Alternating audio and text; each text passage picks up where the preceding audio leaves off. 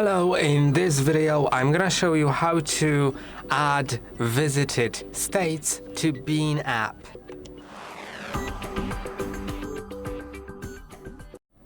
In Bean app, there is an option to add visited regions, and for most countries it requires a premium subscription in the app, but for United States it is actually free, so you can select which state have you been in.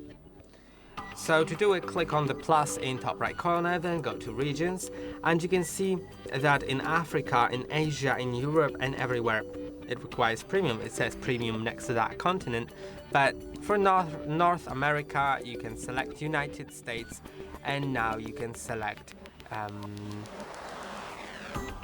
like districts or islands or states. So I'll select a state like Kentucky, for example.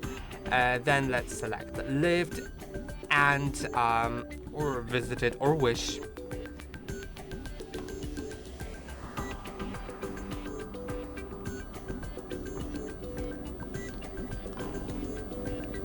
And let's select, you can also select transportation methods, but if I select lived, then I don't need that transportation method there. And yeah, you can see it is added, the region is added.